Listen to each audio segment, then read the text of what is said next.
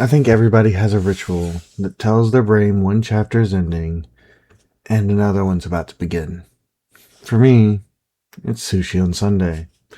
I've been doing this for almost 10 years. It's not fancy, it's not super expensive, and it's not even really about the food anymore. It's just my reset button. After a week of job sites, art, Lyft, podcasts, and whatever chaos decides to show up in my life, I go and sit down by myself, order the same kind of meal I usually order, and let my brain finally unclench for an hour or so. I realize there's something almost sacred about it. It's one of the few moments during the week that I don't feel like I have to be producing something. I'm not trying to make money. I'm not trying to answer emails. I'm not editing a video. I'm just there. And I don't think we create enough moments like that for ourselves anymore. Everything is content. Everything has to be productive. It has to be optimized. Sometimes I wonder if we've forgotten how simply to enjoy the moment without asking what's coming next. I'd actually be curious what everybody else's vision of that is. Do you have a Sunday morning coffee? Do you mow the yard every Saturday? Go fishing? Is it a phone call to your mom every week? That's the thing that tells your brain, okay, we're starting over. Because I think we need one. Sunday wasn't just sushi. Look. When I got home, I started working on a sketch for my stream because later that evening, I was recording my very first interview for Third Shift Creative. I've been talking about doing this podcast for months. Designing logos, talking about guests, getting schedules, writing questions, planning episodes, all the stuff that comes into it. And eventually, there comes a point where planning has to stop and it just hit record. I'll admit it, I was a little nervous. Not because I didn't know the guest. Nolan's one of my better friends. I was nervous because I'm still learning how to be on camera. I still stumble over words. Sometimes my brain gets ahead of my mouth, and sometimes my mouth gets ahead of my brain. I watch myself back immediately and start noticing everything I wish I'd done differently. But then I caught myself doing something I've done 100 times before. I started chasing perfection, and every time I chase perfection, nothing gets finished. I think that's one of the biggest lessons this year. Perfection is one of the most productive forms of procrastination I've ever found.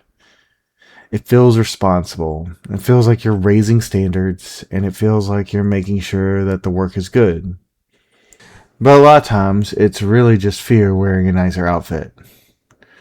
Because if something is never finished, it can never be judged. The fan video I put out this week isn't perfect. I already know a dozen things I'd change. The pacing, some of the camera work, few edits, probably a thumbnail. But you know what? It's out. And that's one more project I had than a week ago. I'm starting to think creative work is less about giant breakthroughs and more about stacking small improvements through imperfection. One video gets a little better. The next interview gets a little smoother. The next painting gets a little stronger, and the next thumbnail's a little cleaner. You don't wake up one morning magically becoming good at something. You become good because you were willing to be awkward for longer than most people. And that's really what these Rune Reflections are. Yeah, they're a journal. Yeah, they're a way for me to look back at the week, but selfishly, they're also practice. Practice talking. Practice organizing my thoughts. Practice being comfortable with a camera pointed at my face, and editing. I'm hoping that a year from now I can go back and watch these and see progress. I'll probably cringe a little bit. Not because they're polished, but because they're honest. One other thing I've been thinking about this week that has nothing to do with podcasts is when I get back to working full time, I want to start packing my lunch. Now, that doesn't sound like much of a revelation. A lot of people do it. But I started thinking about how many tradespeople have probably figured out the system that makes their lives easier. The perfect sandwich, the snack that doesn't melt in a 100-degree truck, the meal that fills you up without making you want to take a nap at noon. It's funny how often the best ideas don't come from experts. They come from somebody who's been doing the same job for 20 years and quietly figured out what works. That's just one thing I hope this show becomes. Not just me talking. A conversation. Somebody listening saying, hey man, here's what I pack every day. Somebody says, here's what helped me get over being nervous on camera. Another person tells me about their Sunday ritual. And suddenly my reflections aren't just my reflections anymore, it's our reflections. I think that's a lot closer to what I've been trying to build all along. So now that the week started, not with some big breakthrough, just with a reminder that ritual matters, progress beats perfection, and sometimes the most important thing you can do is hit record before you feel ready.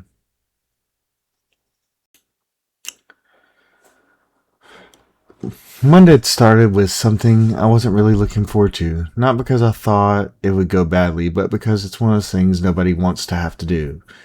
I had to go down to the JTC and sign the books. If you're not in the trade, signing the books basically means you're putting your name back out on a waiting list for the next call. It's an odd feeling. On one hand, you're unemployed. On the other, you know another opportunity is coming. There's a weird confidence that comes with that.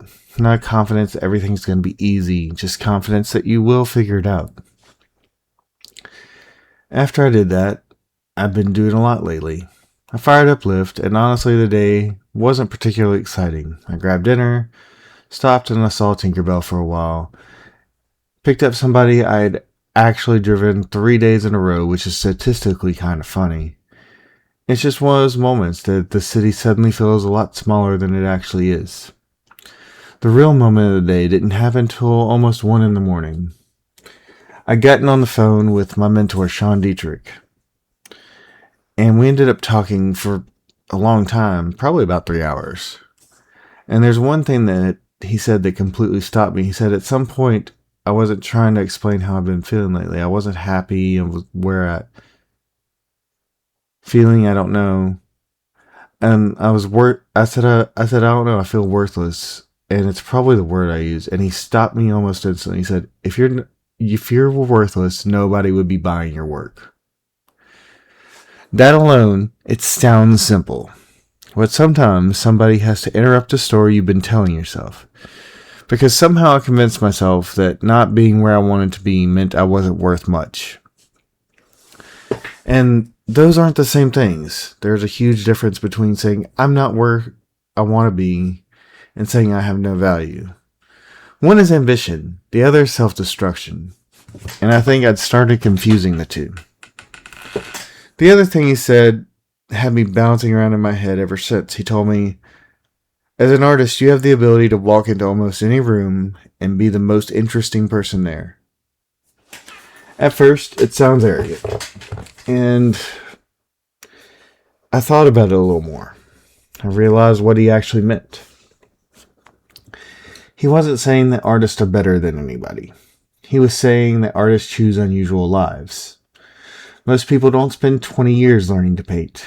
Most people don't spend weekends sitting in booths in parking lots hoping strangers connect with something they made. And most people don't decide that they're going to start a podcast because they think conversations matter. Artists live weird lives. Some of us forget that because we're living them. Then we got on a topic that every artist has heard. You know the one. You know somebody, and you show them your work, and they say, I used to draw. For years, I hated hearing that. I always took it as, oh yeah, I did that too. Like they were minimizing 20 years of practice. Like they were saying, we're basically the same.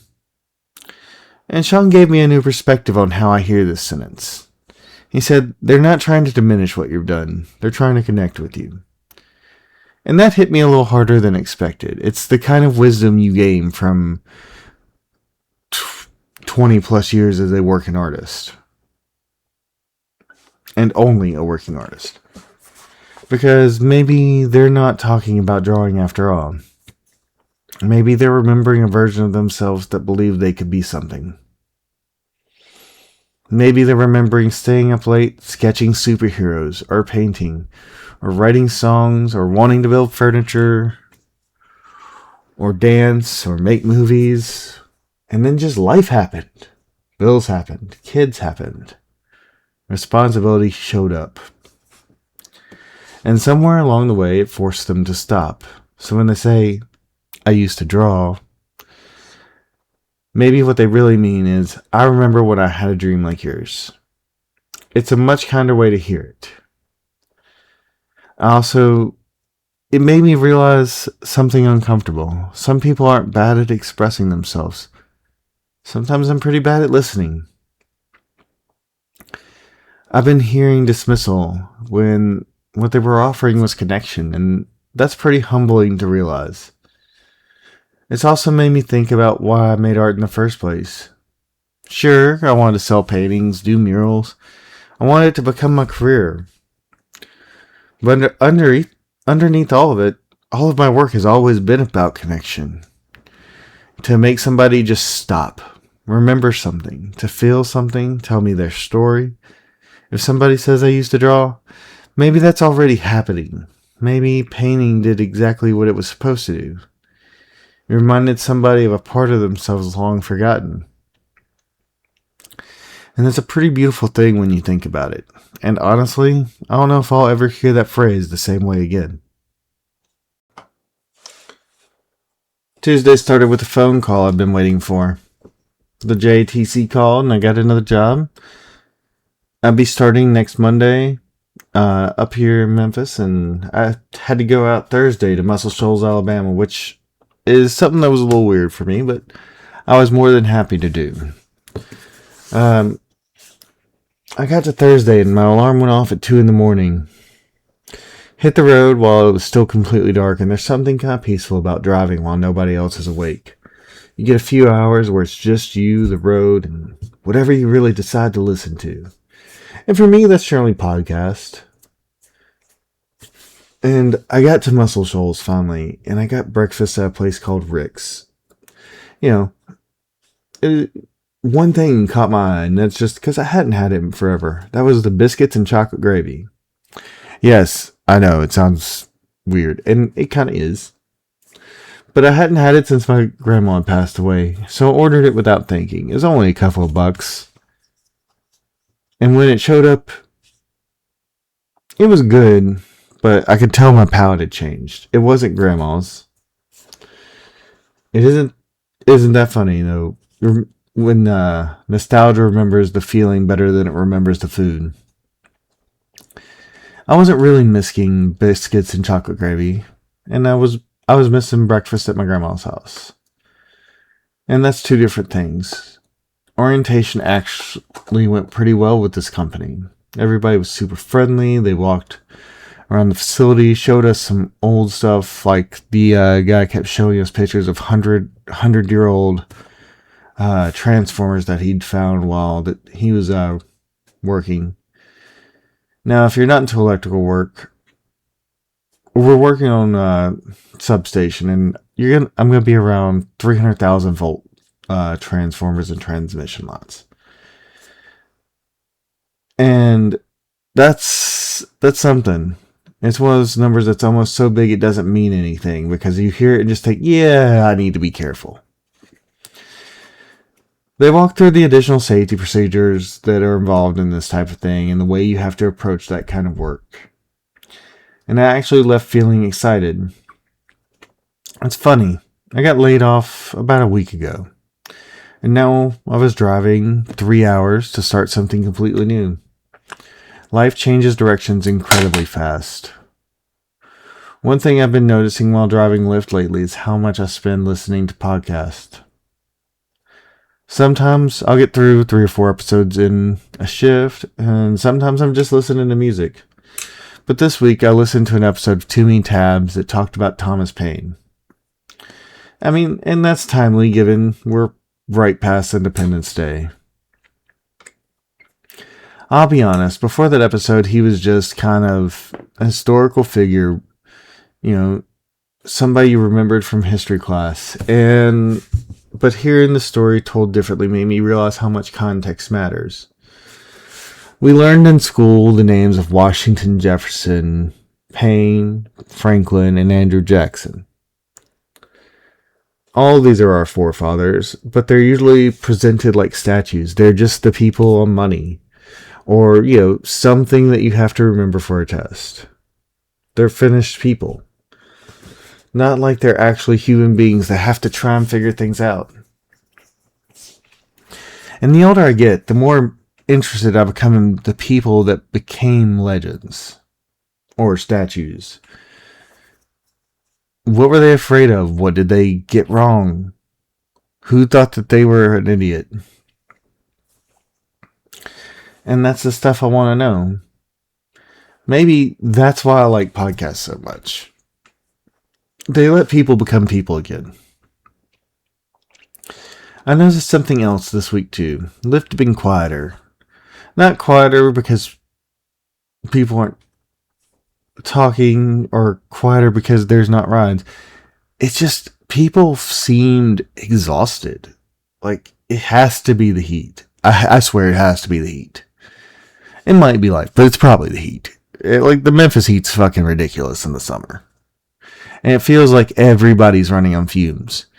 And people get in, there'll be a little bit of chit chat, and we'll have fun, and we'll talk shit about what's ever going on.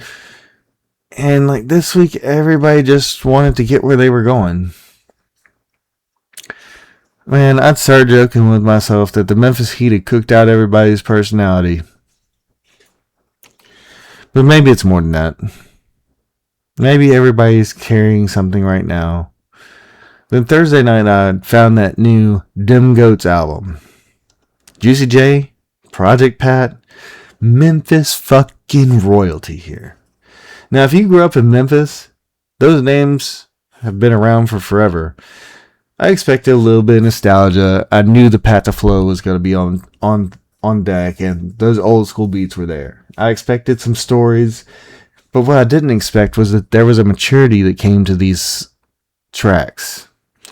They were still talking about the streets and the shit they'd gotten themselves into. And, they were still on that don't test us shit. But they also understood the consequences of it. They were talking about the mistakes and what those lead to. There's literally a song telling people not to make the same choices that they made. It's called Don't Do It. And that surprised me because we spend so much time about how people never change. But sometimes they do. And when they do, they grow up. And sometimes they start telling different stories because they've lived long enough to understand that the first one's ended. And there's something really beautiful about that. We celebrate people for staying the same, but maybe we should really start celebrating them for growing up and evolving. I know that's true of musicians. It's also true of artists. I mean, look, let's just blanket say it's true. For everyone in every way, that growing up and evolving into a better version of yourself is the way to go. I know I'm not making the same paintings I was making 10 years ago. I'm not asking the same questions about life. I'm not even wanting the same life I wanted 10 years ago. 10 years ago? Man, I wanted to fucking have a harem. Now I'm like, that is too much fucking work. Honestly, I'd rather be with one person who just was completely there for me. But growth should probably look a little unfamiliar.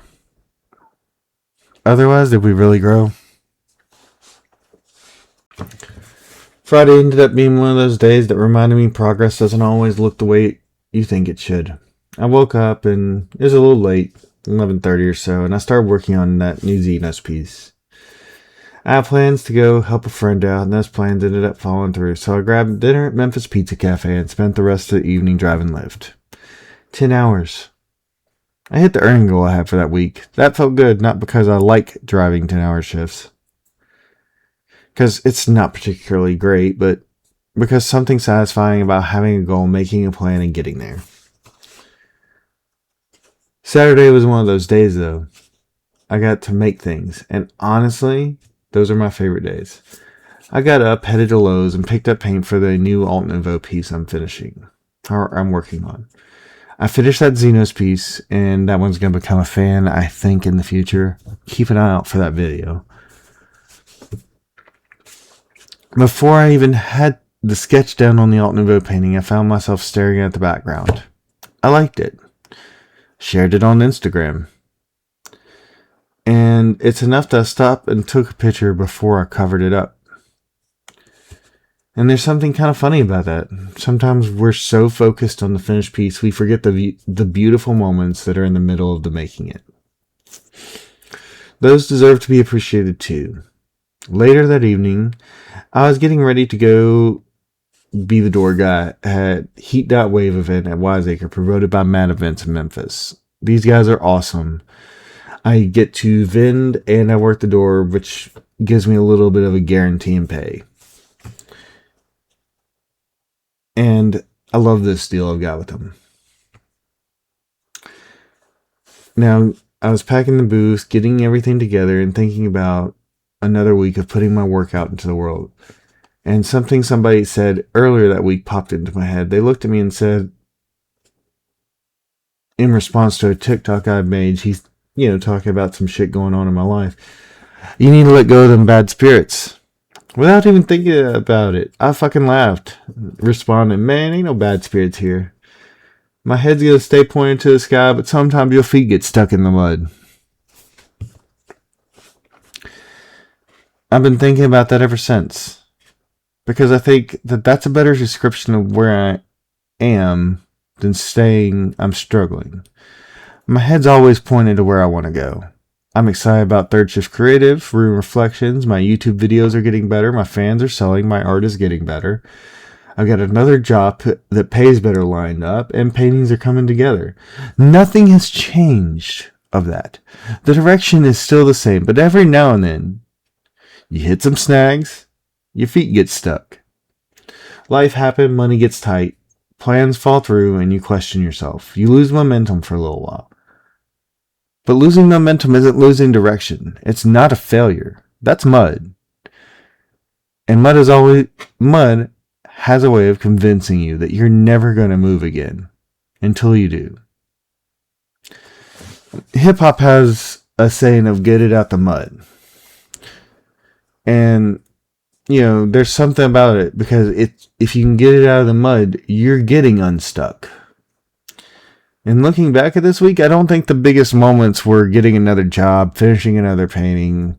I think the biggest moments were in the small shifts in perspective. Realizing that perfection isn't just another excuse to start, or rather not start. And realizing that I used to draw might be someone reaching out for connection instead of insulting you.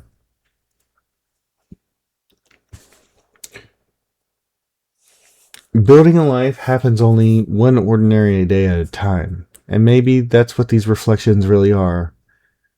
It's not a highlight reel. I'm definitely no self-help guru, and this isn't a self-help podcast. I'm just a guy trying to pay a little more attention to my own life. Because I have the suspicion that most of us aren't really lacking experiences, we're lacking the effort to notice them. So if you've been hanging out with me through these reflections, I appreciate it. I hope somewhere in all this you found something that reminded you of your own life. Maybe you started your own Sunday ritual. Maybe a conversation you need to have. Maybe someone who once told you I used to draw. Or maybe you're just trying to keep your head pointed towards the sky while your feet are stuck in the mud. If that's where you are, I get it. And I'll be here next week